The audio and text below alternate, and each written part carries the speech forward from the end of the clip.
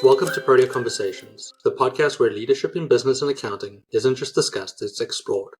I'm your host, Zane Stevens, and thank you for joining me as we delve into the minds of some of the most influential leaders in the industry.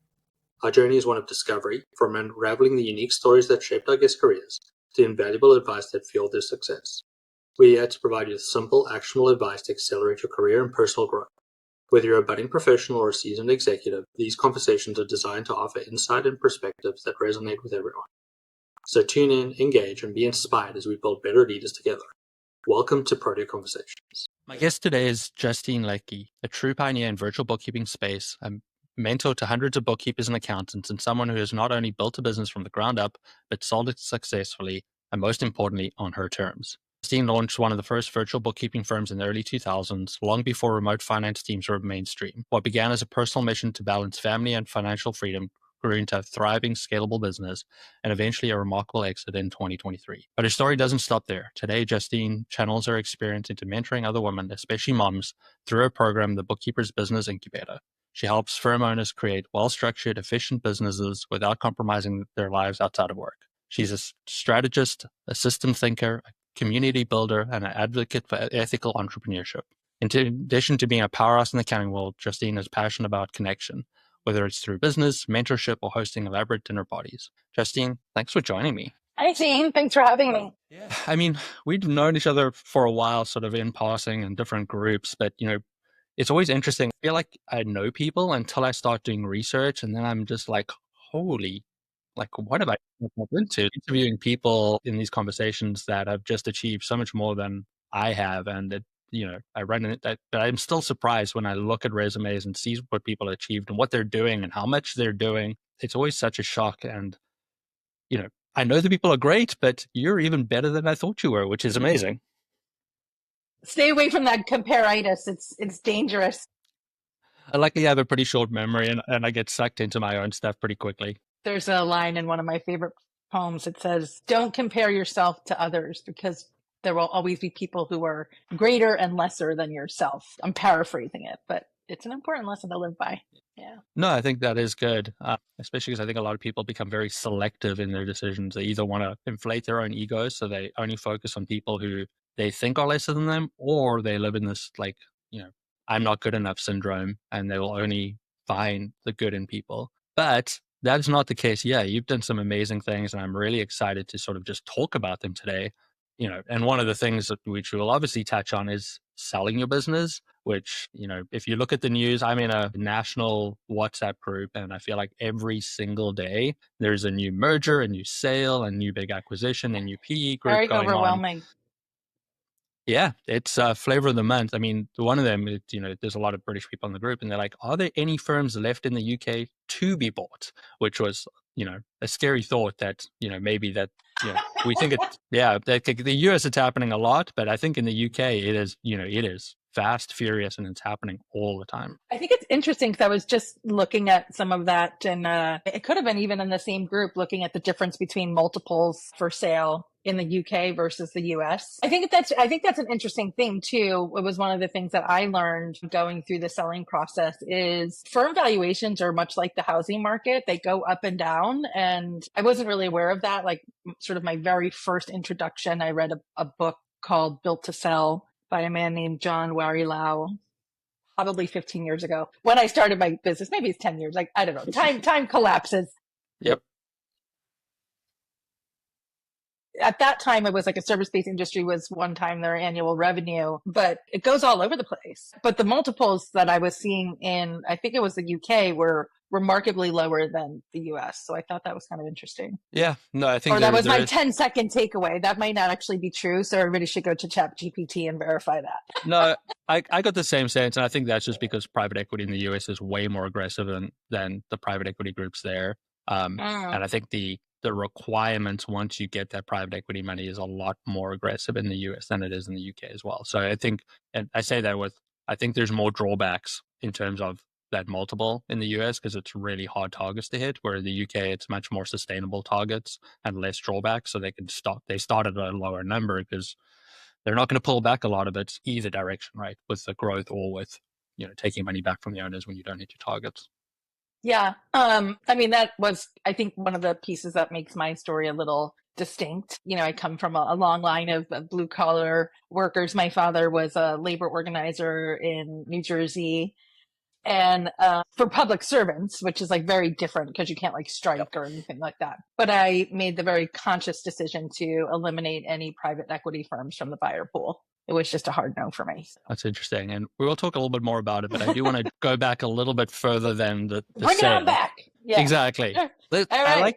I always like to start with a question like, why accounting? How did you get into accounting to start with? I like to say that I'm an accidental entrepreneur. In the news, we still used to use a term in New York City, which was called a Gal Friday. And a Gal Friday would show up to an office and do office-y things. And I started working QuickBooks Desktop when it came on, 17 CDs. And I started to learn bookkeeping from a woman named Celeste. And that was happening in tandem with the rise of the internet and Silicon Alley. We have, Silicon Valley, but in New York City, we had Silicon Alley. And there was that was the first time you started to see a lot of freelance and micro businesses. And I just started doing bookkeeping for all of those people. And it was very accidental. So mostly self-taught with the help of Celeste? Yeah. So that was kind of a short-lived job. No, I actually am, what I guess the formal term is what they call an autodidact, which was I was completely self-taught. I did end up going back to school many years later and took, maybe 2 accounting classes. But yeah, and I was just very aggressive with the accountants that I worked with, just like, why do you do it that way? I had another mentor who came later who did taxes named Reggie, who taught me all about payroll and payroll deposits. And yeah, so I learned on the job. I know this is like, the anathema for a lot of people on Facebook, like these darn bookkeepers out there not knowing what they're doing. Like that was me at one point, but yeah. So I mean, there is complaints about those bookkeepers and what they're doing, but the difference between them and what I think you are is you ask questions. And I think there's a lot of people that at times think, hey, bookkeeping is an easy option. I can do it from my desk, while, between my parenting obligations and all of that, but they never ask the questions to get smarter. And I think, I love like early lessons in these conversations. And that one right there is like anybody, whatever you're doing, whatever your career is, whatever you want to achieve, just ask questions all the time. Honestly, I was painful when I first started KPMG because I would ask questions that were appropriate and inappropriate all at the same time because I just wanted to learn. Like, they're like, that's, they would tell me, I'm a first year. That's not a question you need to know. I'm like, why? I want to know the whole picture. Give me the answer. So it takes courage.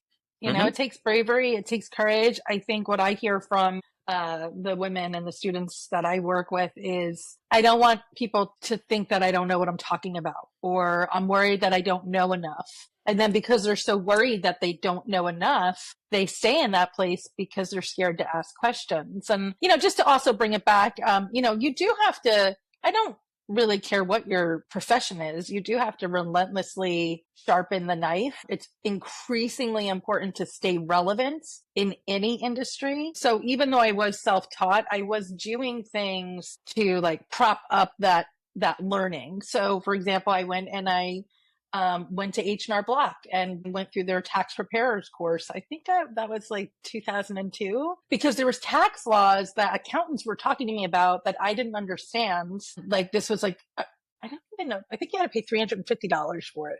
It was so cheap that like it didn't really make a difference, but it really gave me an advantage. Like, and I have to tell you, even though it was H&R Block, it was a pretty hard course and it was very intense. It was like 6 weeks. So just actively pursuing your skill set and skill development and like being brave and asking questions, even when you're scared. Yeah. One of the things I tell my team all the time, like, I'm not going to be upset with you if you ask a question and tell me you don't understand, but I am going to be upset if you go do something, make a mistake, and then tell me, oh, I messed up because I didn't understand what I was doing. Bingo. Exactly. Yeah. Yeah, so just ask the questions, right? Like, learn from it. I ask still a lot of questions. Just as an example, I was on the call with my marketing team yesterday. They wanted to talk about reports. I spent 45 minutes grilling them with different questions around, different Google stuff because I wanted to know. Like, I guess I could have gone and learned it somewhere else, but I had somebody who knows the answer. So let me talk to them. I made notes, and I can go do follow-up research afterwards. Just ask the questions. That's how we all learn. That's how we all grow. It's you stay, interested in what you're doing, looking for opportunities to grow. Like going to HR Block. I mean, it sounds like so weird. I used HR Block for a long time when I moved to the US. They did a great job. I'm not going to bash them, but like if it's affordable and they're giving you good stuff and you learn something, like you said, I mean, what could you have lost with $350? And, I continued that when Gusto first released their People Certified or People Certification in 2020. I immediately took that and got that. And that was long after Good Sense was around. I went and got the certification, and then I told my team, I said, it's a great program. Anybody who wants to take it, go take it. You'll get paid for the time. We gave out like bonuses and prizes. And then our entire team was not only QuickBooks Online Pro certified, but we were all Gusto People certified. So that was a real advantage. So.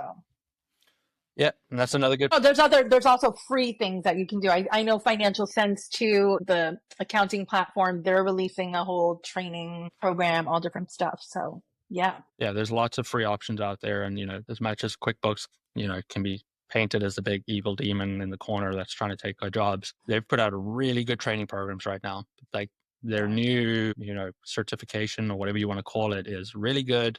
It's a lot better. It's not just marketing. It actually teaches you something, which is fantastic. Well, that's Jacqueline Anku, who I think designed the People Certified program with Gusto. And so she's a very talented, I call ourselves like digital educators, right? So what I do now too is digital education. Yeah. No, so go look for those free courses, make yourself better. It's great advice, Justine. And, it clearly works because you're able to take yourself from not knowing anything to a very successful business owner that ran your firm for many years. So tell us a little bit about this idea of starting Good Sense Management, and what did that look like, and where did the idea come from? Yeah, so the company was originally called Good Sense Bookkeeping, and we flipped it to Good Sense Management. I think we were a little bit before this whole conversation around CAS.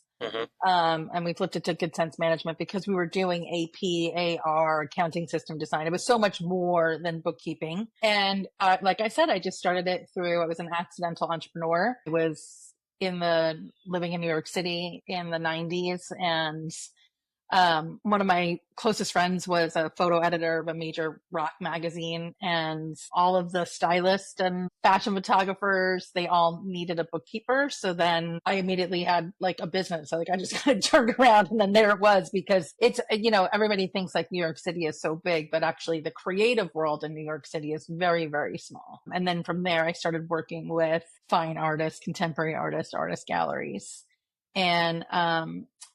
And so I was just recounting this story to another program the other day, but I used to go around to all the different studios, right? And we didn't really have online banking. The internet was there, but we didn't have cloud-based accounting yet. QuickBooks files were still stored locally. So I would go around to these different offices and different studios, which is a very exciting thing to do when you're in your 20s in New York City. I got into virtual bookkeeping I was 6 months pregnant. And I was climbing a ladder, and I was like, this is really dangerous and I can't do this anymore. So that was the bad thing from going around to all these studios. You always got like the worst desk in the entire office space. So I made a little office in my apartment in Williamsburg, Brooklyn, and I started virtual bookkeeping, which back then was round tripping QuickBooks files on zip drives and large stacks of paper. And I built a whole inventory system because people would say, I sent you the statements, and then they didn't send the statements. And so we did that in Brooklyn through messengers and through FedEx. And then I eventually moved to the suburbs of New York City in 2005, and then in 2009 is when I actually launched Good Sense as a corp and hired my first employee and hung out a shingle, so to speak. And by that time, thankfully, we had online banking. I was still doing a lot of FedEx those.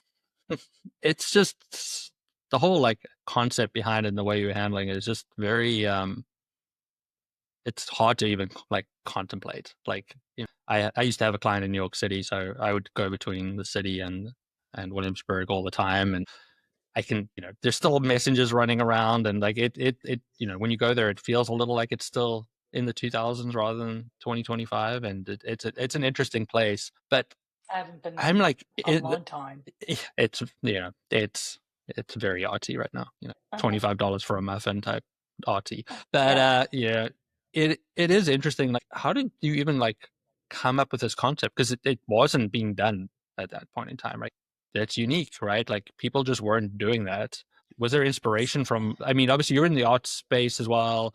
Like they were running around stuff all the time. So I guess maybe there was a little bit of a blueprint on like, hey, I could do this because I know the resources are there, or like, what was the thought when you got going? So I think that I was able to transition my clients to working virtually with me because they knew me.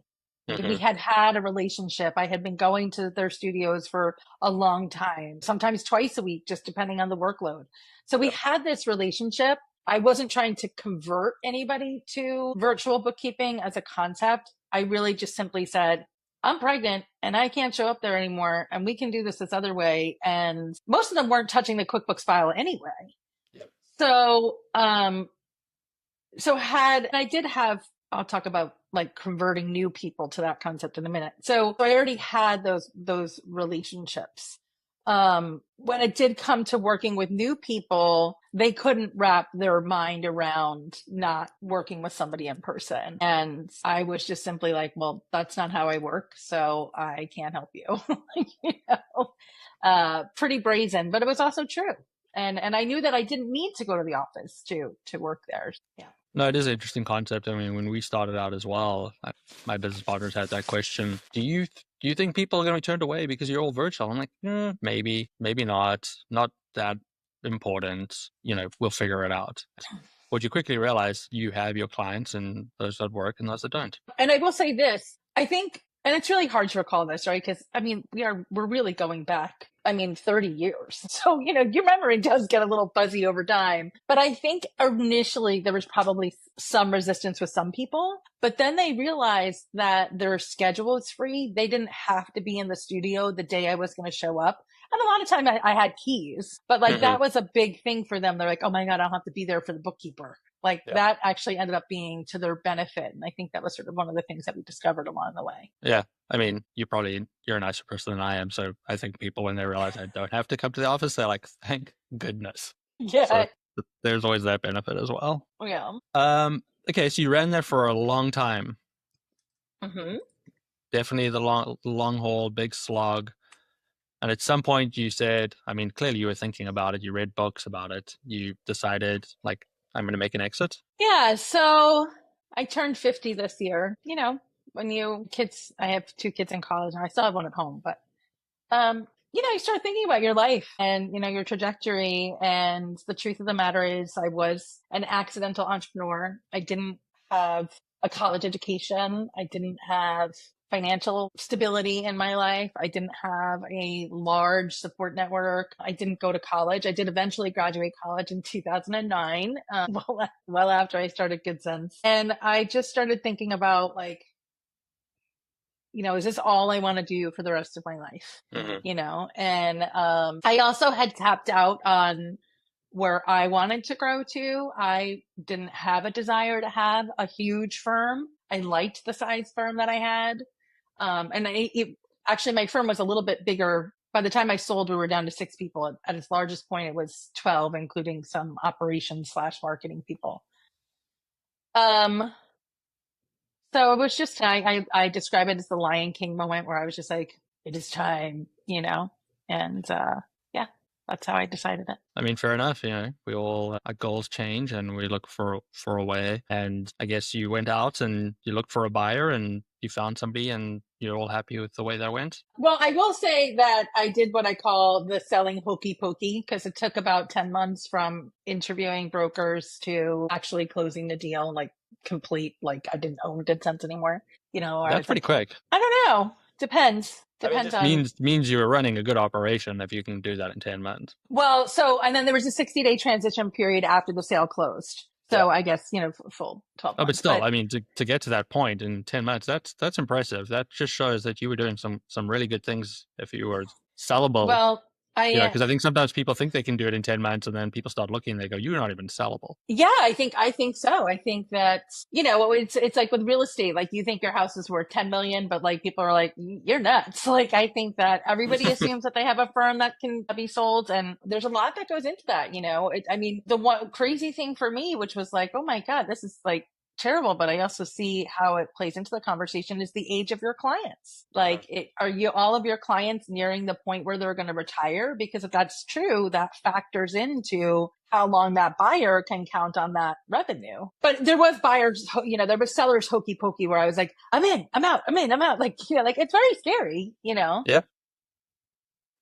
And yeah, overall, I'm very, very pleased with how it went. I was very happy. I worked with a good broker. We had a lot of interest and I had multiple bids. And ultimately, I was really focused on fit. I am really grounded in my core values. And one of them is being people centric, where, we can be people centric and profit focused. These two things can coexist. Yep. However, in our capitalistic society, I think we think they're diametrically opposed. So I was able to find a buyer that I knew was going to take care of not only my employees, but my clients. So, yeah. So I call it the quadruple win, win for me, for them, for the clients, for the employees. So it wasn't easy, but overall it was great. Yep. And I've spoken to the people who bought your practice. And that's right. I forgot about that.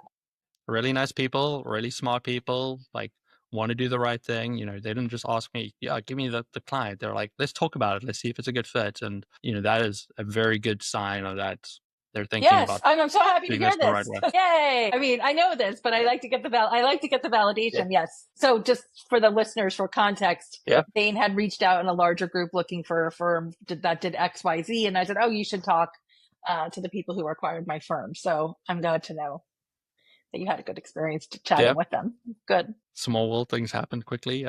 Great people. I don't want to go into too much details about the sale, but I would love to learn from you. Like, what were the lessons that you have from that process that maybe some people should be thinking about if they want to go down this route themselves? It wasn't a snap decision for me. I had actually had somebody courting me in 2019, but I think I did get to this point where I was just like, I'm done. And I should have been a little bit more calculated about it, like a 2-year plan. But, sort of once I decide something, I'm going for it. So there's that. I think you really have to decide what's going to guide your sale. Are you strictly about the price? Are you concerned about your clients? Are you concerned about your employees? That was focusing on that fit piece, making those sorts of decisions. I don't think it's a bad idea to get a valuation prior to talking to a broker.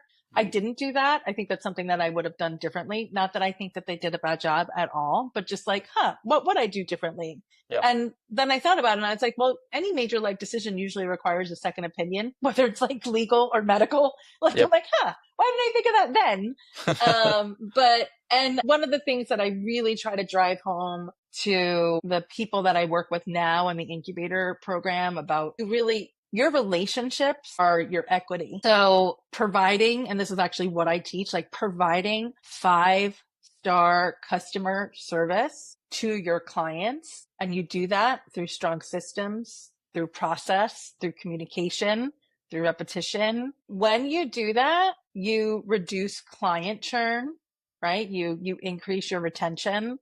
And then the higher your retention, the higher your firm is valued at, because you're building the revenue, but also there's a lower risk for the buyer because there's been this high retention. So really, really focusing on that. I know it's not as like sexy as like, move fast and break things and, eat what you kill, buy, sell. Like, it, yep. Really actually it's the boring stuff, good habits that are like, the things that really will create long-term equity and value for you. And then the last thing one of the things that I really take a lot of pride in is I worked very hard on the transition. I had been through several firms selling their firms as part of the financial team for my clients, and they were always a disaster. Tax problems left in the middle, no debrief from one firm to the next, no formal introduction. Like, hey, Susie, this is Zane. He just bought my firm. He's lovely. This is why I chose him. This is what the plan is. And I created a very meticulous transition plan for both the clients and for the employees.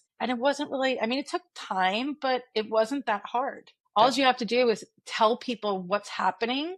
And as soon as you do that, you reduce the nerves, you reduce the hesitation, the friction, the what ifs, and ultimately you're gonna increase the retention for your buyers. And you should be invested in your buyers. Personally, that's what I think. Yeah, I agree. A little bit of communication goes a long way. Oh my God, so much, so far. Especially because that retention for a lot of deals is important, right? Because a lot of them will have a tail that is related to retention of your clients that were in place when you sold. So that is something to think about. You want to do the right things at that transition point to make sure that those clients feel comfortable that they're still going to receive the same service or better because of this, so that they'll stay around so you can maximize your worth in those deals as well. So just really important. I did like your point on good processes, and that allows that retention and making sure people stick around. I talk about people, purpose, process all the time. Have the right, good purpose, know what you want to do, have a team that believes in it, and then put in processes in place so that they can execute the work that you want. And I think if you click all those steps, you're setting yourself up for future success. My kids' school used to have the 3 Ps: prompt, prepared, polite. You could fold this into your own 3 Ps, And actually, it's really important. I mean, I think we see it all the time when we are talking to new prospects and clients. Well, I've had this bookkeeper, I think they do good work, but it's hard to get in touch with them. My emails don't get answered. I don't get the materials that I need. And, that's really frustrating. It's frustrating for us when we're, looking for a contractor to get back to us with an estimate, or, waiting on, so maybe a follow-up email from a teacher. That's a huge reason why people will leave your firm, just because you don't communicate. Yeah, I think we're also worried about the fancy, shiny things, that we forget that the easiest way to good customer service and making clients happy is just good communication and being available at the right times. Yeah. We get clients from other firms and other providers all the time, and their number one reason why they're leaving is the person is no longer responsive. And I will say that, at a certain point, all of us are going to work with that client where the email comes into the inbox and you're like, no, like, you're just like, it makes you tense. You don't have good juju with them, whatever you want to call it. And that's where leadership comes in, because if the relationship isn't working for you, it's not working for the client. And that's when you just gracefully say, like, I'd really like to help you, but I don't think we're a fit. So let's come up with a transition plan and I'll help you find somebody. Because sometimes people don't communicate because they're overwhelmed, but sometimes they don't communicate because they don't like the person that they're working with. Bad client, toxic client, not a right fit client. And that's when you have to step into your leadership and your integrity and actually take that initial step to walk away. Yeah, great advice. So Justine, let's talk about the incubator. Tell us about what you're doing right now. Yeah. So, we're accountants and bookkeepers. I think part of us likes the adrenaline of entrepreneurship, but I think we also, we're can be slightly risk averse. So I knew that when I sold Good Sense, I had to have a plan, a next step, right? Like, I don't want to do bookkeeping anymore, but what's the next step? And one of the areas where I really excelled in Good Sense was both teaching my clients about basic financials, but also teaching my team skills. And I knew that there was this pocket where there were bookkeepers and accountants struggling to build all of the things that I had spent 15 years building. I took a 2 months from sabbatical from Good Sense in 2021. So that's how efficiently the company was running. I walked away and I went and I incubated the incubator, and I built out a curriculum. It's based on the 4 S's: sales, skills, systems, and service. And I teach all of the processes, systems, checklists, scripts, all of the things that I use in Good Sense to help us build it and run it. And it's been really great. So we did a beta launch in February of 2022. I ran the program for a year and we just had fantastic results, and people getting, I don't want to say half the work, twice the work done in half the time. I think that's an over exaggeration, but getting a lot more efficient, which meant reduce stress. We do have case study numbers where people 3x and 4x their revenue based on pricing strategies, having those tough conversations where you have to go back and raise rates, and community, just giving people that place where like you and I are like, oh, like we're just going to get in there. We're going to ask those questions, but we really, created this community for people to come and ask questions. I've run that now. I think I've run it 5 times. I changed it to a 6-month program. So I run the program about 5 times. Right after I sold Good Sense, 2 months after, 57 days into my 60-day transition, my father had a major heart attack and survived, but it threw me for a loop there. So there was an 18-month spread between cohort 1 and cohort 2, but I am opening up the doors for enrollment again in September. So I'm super excited about it. How do people find it so that they can go sign up? Yeah. So I do a challenge to sort of get people warmed up to my style and teaching. And that's going to be the modern firm challenge. We're starting September 15th. I'll run it again, but you can go to justinelackey.com/register. That's JUSTINE L like Larry, ACKEY.com/register. Perfect. Everybody should go check that out. And that's totally free. It's a 5-day challenge. We talk about customer service. We talk about onboarding. We talk about pricing. We talk about marketing. It's fast and furious. It's only an hour a day, but there's a lot of actual things that you can shift in your business based on those trainings. Yeah, that sounds fantastic. Go give it a look. Justine has clearly run a business very successfully, started it from nothing, built it into something very successful, and was able to exit. So what a better person to learn from. And as you guys would hear from this conversation, Justine is amazing and a really nice person. So that helps the situation as well. That's one of the mantras. Just be helpful. I love that. Tell me about community. I hear you talk about community a lot. You've mentioned it a few times in today's conversation. It would seem that you believe community is important. Well, I mean, it's important for me. It's not important for everybody, right? I hate to make sweeping generalizations, but I think that it is really important. I think that learning from others is important. I think that entrepreneurship is really hard. It's one of the things that I try to be very candid with people, which is, yes, you can do this, but it's not easy. I think I love like the enthusiasm on LinkedIn and people are bright, shining, happy people laughing. But, there's an undercurrent to this industry that we don't talk about a lot, which is the stress level of it, because it's very high stakes. There's a lot of liability here. This like real world. It's like being a surgeon, right? Like we make a mistake. There's a lot of money and things on the line. So that causes stress. So, having people around you to relate to that, to get what I call, it's the second opinion, the brain trust, help you make good choices when faced with challenging situations. So that's really where I think community becomes really important. One of the things that I, as the leader of the community, the word that's coming to mind is strict, but it's not strict. It's just, I'm very protective over the space in creating an environment that is conducive to learning and supporting everybody, no matter where they are on the journey. One of the things that I see is people, we talked about this earlier today, people not being very nice to new people who are in the industry. And that's not okay with me. Like, there are no dumb questions. We have to help everybody. Not everybody has the same skill sets, advantages. So that's one of the things that, just like I was protective over my team at Good Sense, like if one of my clients was rude to them, I would just jump on the phone and be like, you can't talk to my people like that. Like, I kind of have that same attitude. So that's really what I mean by that. It's just supporting others. That's my personal mission, is I help the world by helping people. So that's a strong mantra right there. So yeah, that is really great. I mean, it is a stressful job and it can be very lonely being a firm owner, right? There's a lot of decisions you have to make, and it doesn't matter what good group of people you have around you, support structures you have in place, leadership team. At the end of the day, you're the one who has to sign off on that. And that is stressful, and, creating whatever that community looks like. And you probably need multiple communities for different things to go and be vulnerable and ask the questions. And there are ways to get it. You can go to conferences, but what I've learned is conferences is just rah all the time. Let's talk about the good. Where when you get into these communities and everybody's there with the same idea, or like, this is where you have to grow, You get a lot more honest conversations. You hear about the ugly side of things, the difficulties that people are having, and you get to be able to really solve problems. So just finding another group of accountants, another group of professionals, where you can have real conversations is really important for anybody's growth as an individual.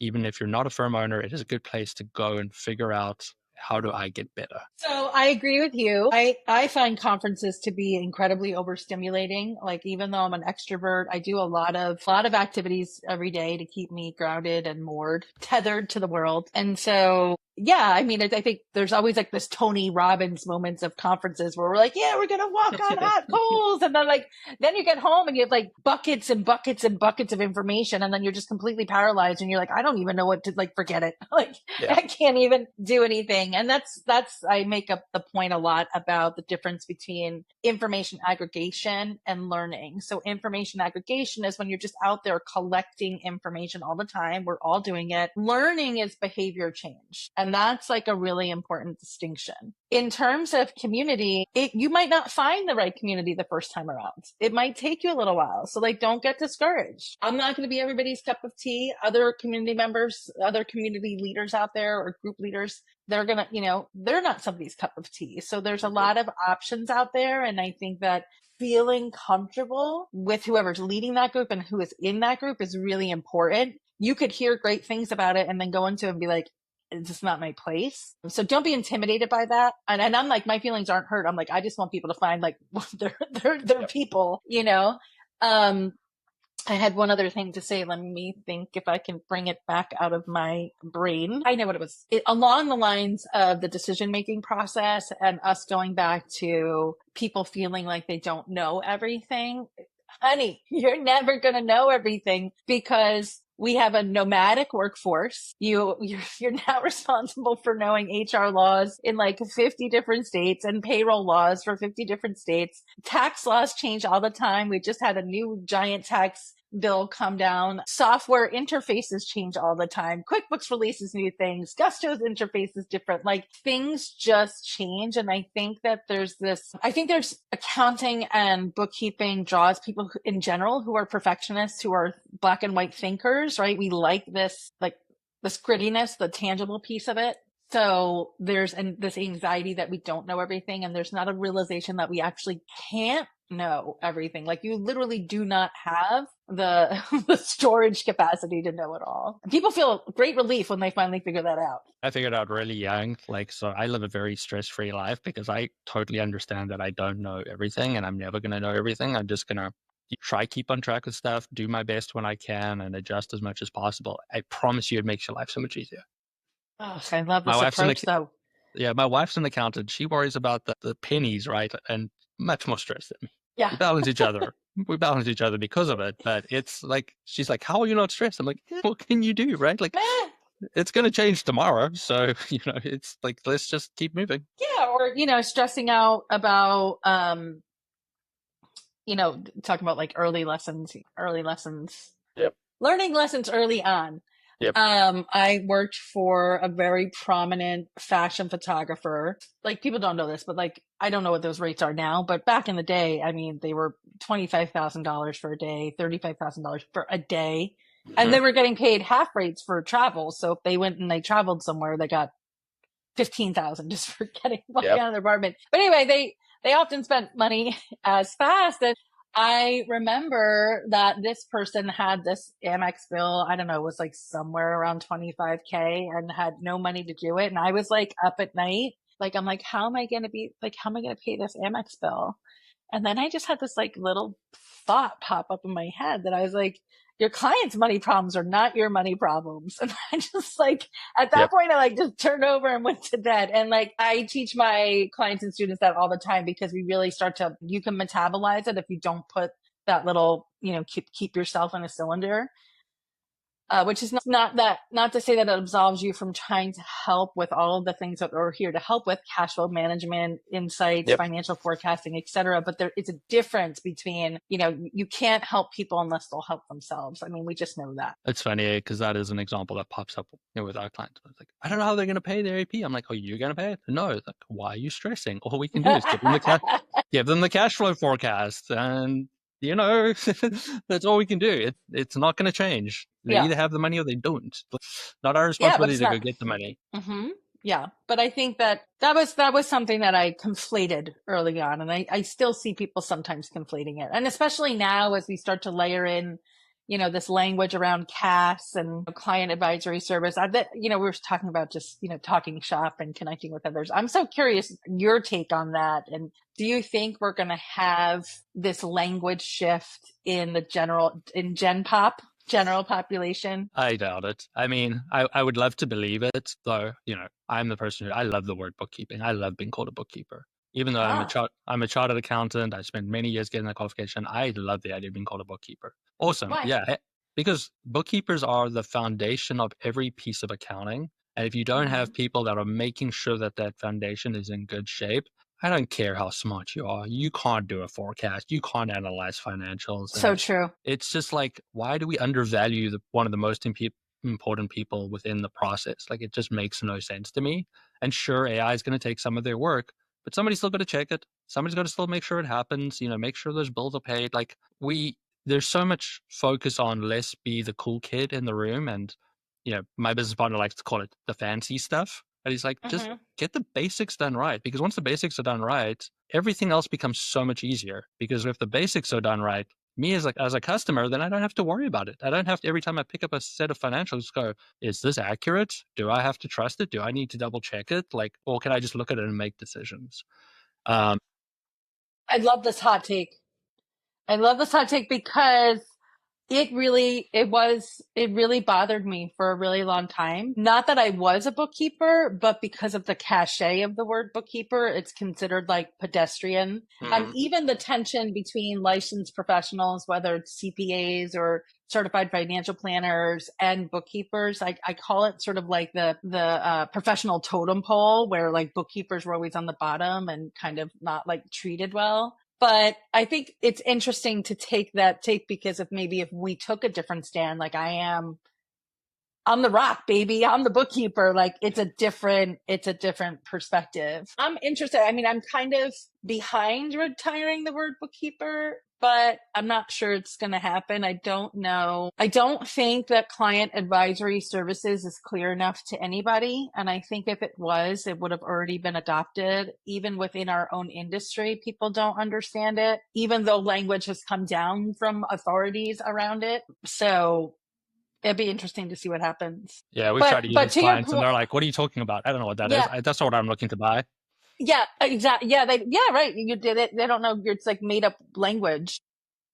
But to the point about AI, I can't remember who it was. It was, one of the, like maybe one of the founders of Anthropic, one of the sort of larger thinkers in the AI space, had a great post on Twitter recently, or X, that we don't have an information problem, we have a verification problem. And this to me was really interesting, because I said, it's always been a quality control issue.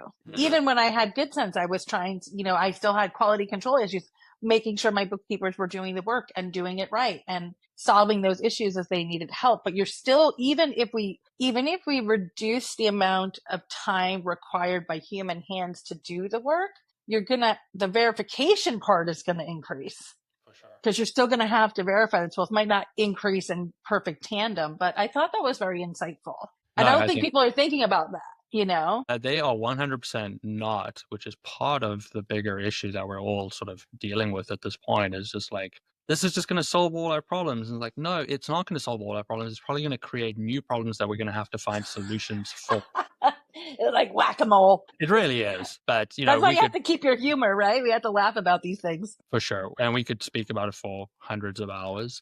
But I do want to figure out, what is the future goals of Justine? Well, I'm a huge technology advocate. I mean, that was one of the, I helped open the first internet cafe in New York City in 96, working with accounting firm owners to help them deploy tech, keep learning about tech, being like a digital educator for some of these platforms that are coming out, and then continuing to help my community live better lives, get better at what they do, build businesses that they can sell, that they never even realized that was a possibility for them. A lot of things. I like to do a lot of things. Well, I like to do a lot of things, but I choose to do only a few things well. Well, that's the best way to do it, right? Have tons of ideas and then figure out what you're good at and focus in on those ones. Somebody asked me to boil it down to two things the other day, and I was like, I teach and I build community. That's what I do. Absolutely love it. Justine, if you're talking to somebody that's either in the accounting industry now and sort of feel like they're lost their way, or somebody entering the accounting industry, what advice would you give them? Asking for help is not a sign of weakness. It's a sign of strength. Yeah, I love that. We've pulled that thread in from the beginning to the end because, one of my big takeaways, right, from this is you have built a career on asking good questions and not being scared to sort of learn and continue to learn. And sometimes I think that's like the secret to life is just continue to be curious, find ways to continue to learn, just continue to grow, because the moment we start to stagnate, things just become so much more difficult. I think that learning is one of life's great pleasures, like food and family and travel. Like, I find great pleasure in it. But I think there's one thing to ask questions. I think it's different to ask for help. They can sometimes be the same, but I didn't know how to ask for help in the beginning. I was so like, I don't know, scared, wounded, hurt, whatever. Like, I just thought it was, it was like the old adage, like, you want to do something right, do it yourself. I just wasn't good at it. And I think that was a sign of weakness. Yeah, asking for help is difficult. And, I'll put it here, and I tell people all the time, if you just want to talk about accounting stuff and you have a question about running a firm, like, I might not have all the answers, but feel free to reach out to me. I'm happy to jump on a call with anybody. Just be helpful. Yep. And I'm probably going to learn something from you and that question as well. So, feel free to do it. And there's a lot of people that are out there that will do the same thing. So just feel free to ask. That's why I was very anti, like, oh, I got these WhatsApp groups now. Really? I have to manage them? But being in them and being able to drop random questions and get, sometimes snarky responses, sometimes some good responses, it's all in good jest, but there's always a direct message afterwards by somebody who give you some advice, and just ask for help. People like to help. I promise you, everybody likes to help. Yeah. There's a whole psychology behind that. It actually, I don't know if it releases dopamine. I can't remember, but it produces one of the feel good chemicals in your brain when you help others. It definitely stokes, especially with the accounting help, it stokes their egos. So it generally probably does release some dopamine. Yeah.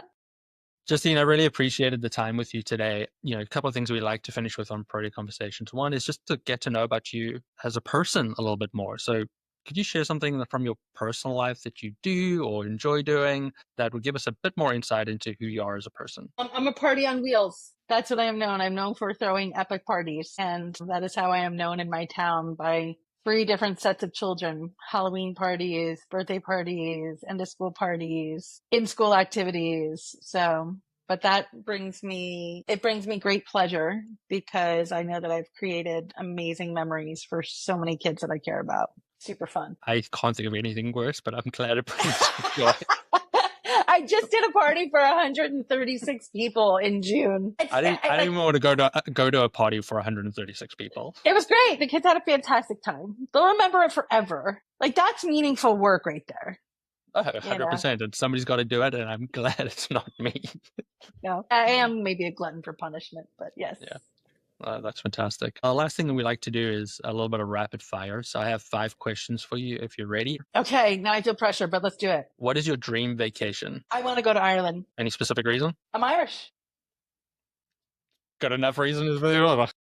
I mean, I've been to Europe, and I've been to other places. I've been to Scandinavia. I've been to Israel. I've been to Egypt. Oh, that's another thing. I've been to Egypt a lot, like 9 times, but I've never been to Ireland, so I'd like to go. There's probably a story there, but it's rapid fire, so we'll keep moving. Keep moving. Do you prefer audiobooks or paper books? Paper books, hardcover, and a highlighter. Great. Strong feelings. Strong feelings. Great. If you had 20 minutes to exercise, what would that exercise be? I'm on my Peloton treadmill. What is your favorite piece of technology that makes your life easier? Favorite piece of technology that makes my life easier? Lipstick. I once wrote a post on Facebook that said lipstick is one of my favorite inventions, right up there with the wheel. I don't know. Glasses are pretty great. Yeah. It both, doesn't have to really be good options. it doesn't have to be high tech. For sure. I mean, I've always, Well, lipstick is one of the most empowering tools out there. My mom never even leaves her room without lipstick, and You probably like don't ask know me this why. life's pleasures, but it is great. Maybe not for everybody, but I do enjoy it. As my wife can attest, I do very little to look after myself from any appearance standpoint. So I definitely don't know the pleasure. I like a good joke, so Last question. What was your favorite meal growing up? I grew up in a large Italian Irish household, so we had Sunday dinners a lot. So, I mean, anything Italian. And I continue that tradition. That's something that we do here in our home too. So, you got to make the gravy. Yeah. Yeah. Justine, I really appreciate your time. Thank you so much for being on Protea Conversations. Thank you so much for having me. I always enjoyed talking shop, and a pleasure. Thank you. And with that, we end another Protea Conversations. Thank you for joining us in this journey of learning and inspiration. Today we've gained insight from our guest and taken another step towards understanding the diverse tapestry of leadership in business and accounting. Remember, each conversation is a step towards the positive transformation of business leaders. We hope our discussion has given you valuable takeaways to apply in your own career and life. Don't forget to subscribe to Protea Conversations on YouTube and Spotify so you never miss an episode. We'd also love to hear your thoughts and experiences, so connect with me on social media channels. I'm most active on LinkedIn and would love you to join the conversation. Join us next time for more engaging stories, advice, and conversations that matter. Until then, keep striving for excellence, embracing growth. Thank you for listening, be kind, and goodbye from Protea Conversations.